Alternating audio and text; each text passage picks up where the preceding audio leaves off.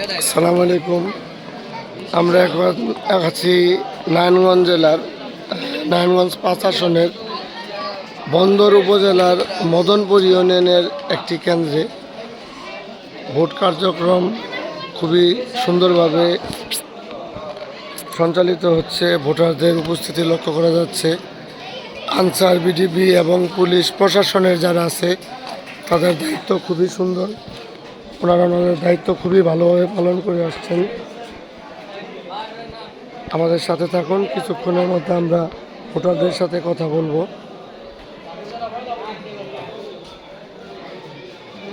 পরিবেশ খুবই সুন্দর, কোনো রকম কোনো সমস্যা নেই। নারায়ণগঞ্জ ৫ আসন। আসসালামু আলাইকুম। আপনি কি এবার প্রথম ভোটার নাকি?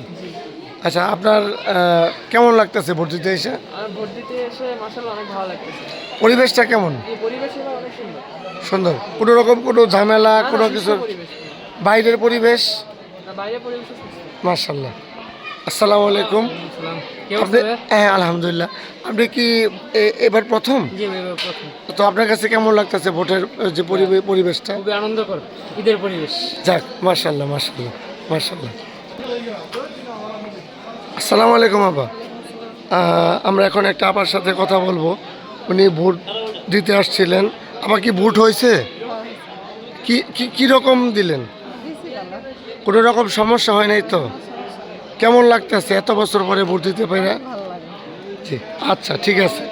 জি, ভালো থাকবেন। আসসালামু আলাইকুম। আসসালামু আলাইকুম ভাই, ভালো আছেন? আলহামদুলিল্লাহ। আচ্ছা, ভোট দিতে আসলেন, জি।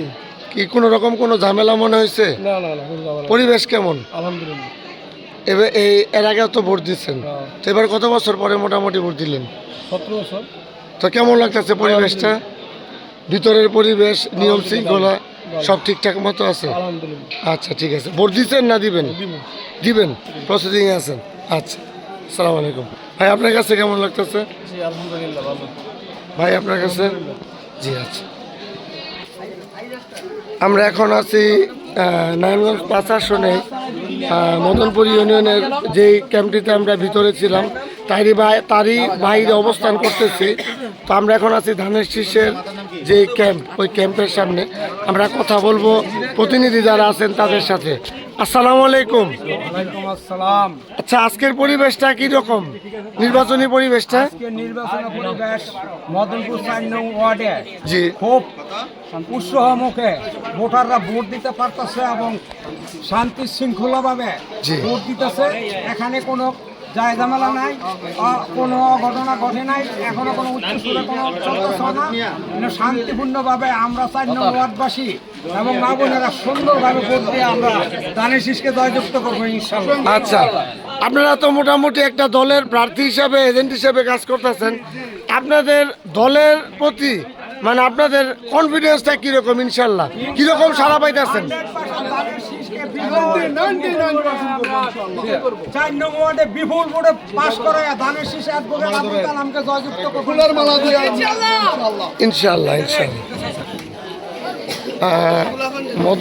বন্দর ৫ আসনে ওই কেন্দ্রের বাইরে আমরা এখন অবস্থান করছি। স্বতন্ত্র প্রার্থী আলহাজ